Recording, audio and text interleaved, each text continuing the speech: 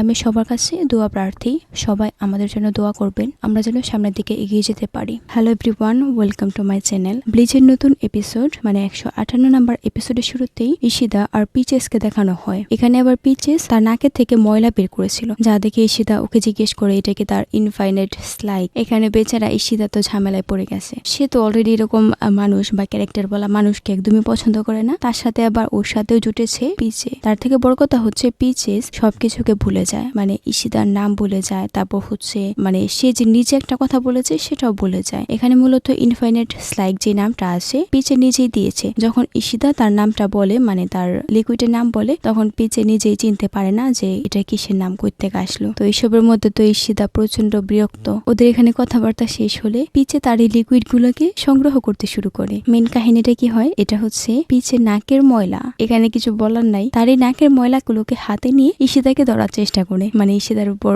সে তার বন্ধুত্ব ফলাতে যায়। ঈশিতার অবস্থা তো খুবই খারাপ হয়ে যায়, সে ওখান থেকে পালিয়ে যায়, মানে সে দৌড়াতে শুরু করে। হঠাৎ করে ঈশিতা সাদুর স্পিরিচুয়াল প্রেশার ফিল করতে পারে, যা ফিল করে সে থেমে যায়। এখন এখানে কিন্তু সাদুর স্পিরিচুয়াল প্রেশার হিউজ পরিমাণের বেড়ে গিয়েছিল। তখন আবার পেছন থেকে পিছে এসে ঈশিতাকে ধরে ফেলে, তাও আবার তার এই ময়লা হাতে, যার জন্য তো ঈশিতা প্রচন্ড জোরে চিৎকার করে। এখান থেকে সিন শিফট হয় সাদুর উপর। আমরা প্রিভিয়াস এপিসোডে দেখেছিলাম সাদুর যে আর্মার ছিল সেটা পুরোপুরি চেঞ্জ হয়ে নতুন একটা আর্মার তৈরি হয়েছে, তার সাথে আবার তার স্পিরিচুয়াল প্রেশারও বেড়ে গেছে। সাদু আবারও বলতে শুরু করে এমন কিছু, মানে এরকম এত পাওয়ার সে কখনোই সোল সোসাইটিতে ফিল করেনি। এখানে আসার পরই এখানের যে আবহাওয়া আছে সেটা আমাকে ক্রমশ আরো বেশি শক্তিশালী করছিল। পরে যখন তোমার অ্যাটাক আমাকে হিট করে তখন আমি বুঝতে পারি আমার পাওয়ার আমাকে যেন নাড়া দিচ্ছে। আমি আমার বাড়িতে ফিরে এসেছি। আমার এই পাওয়ারটার সাথে কুইন্সি বা সোল রিপারদের কোনো সম্পর্কই আমি ফিল করতে পারিনি, কিন্তু এখানে আসার পর আমি আমার সকল প্রশ্নের উত্তর পেয়ে গেছি। কেন আমার পাওয়ারের সাথে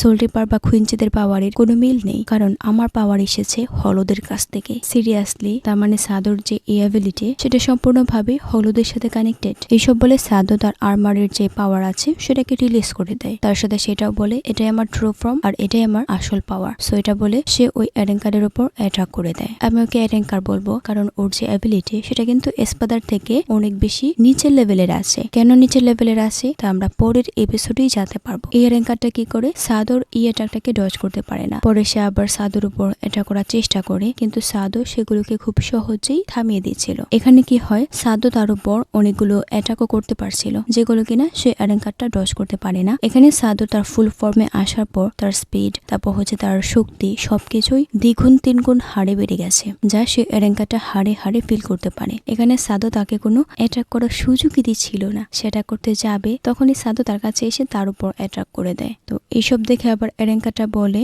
না এখন অনেক হয়েছে, তুমি যেহেতু তোমার ফুল পাওয়ারকে ইউজ করছো তাই আমারও উচিত আমার ফুল পাওয়ারকে ইউজ করা। তখন আমরা দেখি এই এরেঙ্কাটা তার যে জানপাক্ত রিলিজ ফর্ম আছে সেই ফর্মে চলে এসেছে। তারপর এই এরেঙ্কাটা তার সকল স্পিরিচুয়াল প্রেশার একসাথে করে অনেক পাওয়ারফুল একটা পাঞ্চ করে, যার নাম ছিল ডিওস রোগোস নোজ পার্ডন, মানে কি নাম। তো সে যখন ওখানে অ্যাটাকটা ছাড়ে সেটা কিন্তু অনেক বড় একটা ব্লাস্ট হয়। সিরিয়াসলি ব্লাস্টটা কিন্তু বিশাল বড় ছিল। তারই অ্যাটাকটা আবার সাদু ডজ করতে পারে না। তারই ভয়ানক অ্যাটাকের জন্য ওখানের অনেকটা এরিয়া একদম পুরোপুরি ধ্বংস হয়ে গেছে। কিছুক্ষণের মধ্যে আবার চারপাশে সবকিছু শান্ত হয়ে যায়। তখন আমরা দেখি সাদু তখনও তার জায়গাতেই দাঁড়িয়ে আছে। সিরিয়াসলি, তাহলে কি সাদু এই পুরো অ্যাটাকটাকে তার নিজের মধ্যে নিয়ে নিয়েছে? এরই মধ্যে কি হয়, সাদু বলে আমি তোমার কাছে মাফ চাইছি, এখানে একটা জিনিস আছে যেটা কিনা আমি তোমাকে বলতে ভুলে গেছি। আমার ডান হাতে থাকা এই আর্মারটা সত্যি সত্যি আমার ট্রু ফর্ম। আমি এটাও জানি আবুলোর যে স্পিরিট সেটা কিন্তু আমার এই রাইট আর্মের মধ্যেই মিলে আছে, যে কিনা আমাকে শিখিয়েছে কিভাবে নিজের শক্তি দিয়ে অন্যকে বিপদ থেকে রক্ষা করতে হয়। যখন আমি আমার পাওয়ারকে গেইন করি তখন আমি বুঝতে পেরেছিলাম যে আমার এক হাতের মধ্যে সব পাওয়ার আছে আর অন্য হাত মানে বাম হাত যে আছে সেটাকেও কোনো কিছু দিয়ে প্রোটেক্ট করা যায় না। যখন আমি ট্রেনিং করি তখন আমি এটাকে আবিষ্কার করতে পারি। এখানে আমরা দেখি সাদুর বাম হাত যে আছে সেটাও ট্রান্সফর্ম হয়েছে, তাও আবার এটার কালার ছিল সম্পূর্ণ সাদা আর দেখে মনে হচ্ছিল যেন কোনো ডেভিলের হাত। আর সাদুর এই হাতের নাম ছিল ডিয়াবলো। ডিয়াবলো কিন্তু একটা ডেভিলের নাম। এরেঙ্কাটা তো এটা দেখে প্রচন্ড অবাক যে না এটা কিভাবে সম্ভব, একটা নর্মাল মানুষের হাতে কিভাবে ডেভিলের পাওয়ার হতে পারে। তাই সে কি করে তার পাওয়ারের মাধ্যমে আবারও কিছুক্ষণ আগের অ্যাটাকটা করার চেষ্টা করে। তো অ্যাটাকটা যখন সাদুকে হিট করতেই যাবে তখন সাদু তার এই সম্পূর্ণ অ্যাটাকটাকে তার ডিয়াবলো হাতের মাধ্যমে একদম ক্র্যাশ করে দেয়। সিরিয়াসলি, তার মানে হচ্ছে সাদর এই হাতের অ্যাবিলিটি হচ্ছে বিভিন্ন অ্যাটাকে ডিফেন্ড করা। যা দেখে আরেঙ্কারে ঘাম ছুটতে শুরু করে, তারপরও সে আবারও চেষ্টা করে সাদোকে হারানোর, যার জন্য সে তার আরো একটা পাওয়ারফুল অ্যাটাক সাদোর উপর করে। এটাকেও সাদো তার হাত দিয়ে টোটালি থামিয়ে দেয়। তো শুধু থামায় বিষয়টা কিন্তু এমন না, সেটাকে পুরোপুরি ক্র্যাশ করে দেয়। কোনো উপায় না পেয়ে এরেঙ্কাটা আসে সাদোর উপর সশরীরে অ্যাটাক করতে। সাদো তাকে দৌড়ে ফেলে দেয়। তারপর ওদের মাঝে আবারও ফাইট শুরু হয়। ফাইটের একদম লাস্টে আমরা দেখি সাদোর তার ডিয়াবলো হাতের মাধ্যমে বিভিন্ন আজওয়াস বা এসপাদাদের মতো অ্যাটাকও ক্রিয়েট করতে পারছে। এখানে সাদো তার লেফট আর্মের মাধ্যমে তার সকল স্পিরিচুয়াল প্রেসার তার ফিঙ্গারের মধ্যে এনে তার একটা ভয়ানক অ্যাটাক করে, যার নাম হচ্ছে লা মর্টে। এর অর্থ হচ্ছে মৃত্যু। ওর অ্যাটাকটা কত বেশি পাওয়ারফুল আমরা আগে দেখে নিই, তারপর এর উপর কমেন্ট করছি। ওর এই অ্যাটাকের মাধ্যমে এখানে হিউজ প্রেসার রিলিজ হয়, তার সাথে আবার ডেভিলের ফেস তৈরি হয়ে যায়। মানে চারপাশে না, এরেঙ্কাটার পেছনের পুরোটা ওয়াল একদম ভেঙে তছনছ হয়ে যায়। শুধু ভাঙে না, সে ওই এরেঙ্কারকে ওখানে থাকা দেওয়াল ভেঙে বাইরে নিয়ে আসে। আর এখানে আমরা এটাও দেখতে পাই সে এরেঙ্কাটা টোটালি ওখানে হেরে গেছে।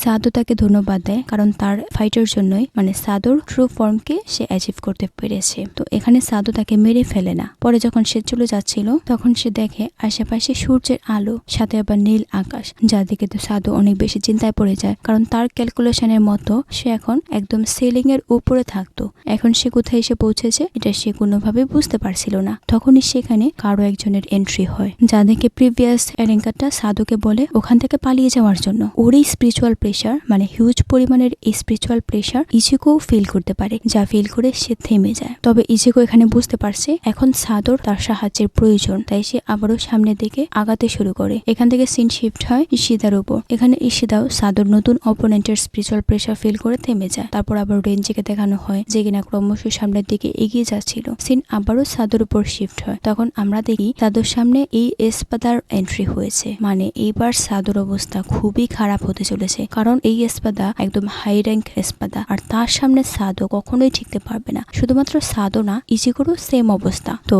ওকে দেখে সাদো রেডি হয়ে যায় তার সাথে ফাইট করার জন্য, যা দেখে প্রিভিয়াস এরেঙ্কাটা বলে বোকামি করো না, এখান থেকে পালিয়ে যাও। সে সাদোকে বারবার ওয়ার্ন করছিল যে এখান থেকে পালিয়ে যাওয়ার জন্য আর এই এসপাদার সাথে ফাইট না করার জন্য, কিন্তু সাদোর সামনে আর কোনো উপায় নেই, তাকে ফাইট করতে হবে। তো সে তো রেডি হয়ে যায় যে না, যদি সে তাকে প্রথম অ্যাটাক করে তাহলে সে তাকে কাউন্টার অ্যাটাক করবে। এদিকে এই এসপাদার মুখে ছিল শয়তানি হাসি। তার থেকে বড় কথা হচ্ছে এই এসপাদার হাতে ছিল হিউজ পরিমাণের একটা জানপাক্তু, মানে ওর থেকে ওর জানপাক্তুর সাইজ 2-3 গুণে বেশি। ওর প্রেজেন্স ফিল করে সাদো বুঝতে পারে তার আগের যে অপোনেন্ট ছিল সেও ভালোই স্কিল ছিল, কিন্তু তার বর্তমানের যে অপোনেন্ট আছে সে অনেক বেশি শক্তিশালী আর তার স্কিলও অনেক বেশি। কোনো উপায় না পেয়ে সাদো তার ডিয়াবলোকেও অ্যাক্টিভেট করে দেয়। এখানে সে কোনো সমালোচনা না করে তার উপর অ্যাটাকও করে দেয়, যার জন্য সেখানে হিউজ পরিমাণের স্পিরিচুয়াল প্রেসার রিলিজ হয়। কিন্তু পরক্ষণে আমরা দেখি তার এই পাঞ্চের জন্য সে এসপাদার মধ্যে কোনো এফেক্টই হয় না, মানে এটা তার জন্য একদমই নর্মাল। এসপাদাটা বলে তুমি কি শুধু এটাই করতে পারো? তো পরক্ষণেই সে তার জানপাক্তুর মাধ্যমে সাদোর উপর অ্যাটাক করে,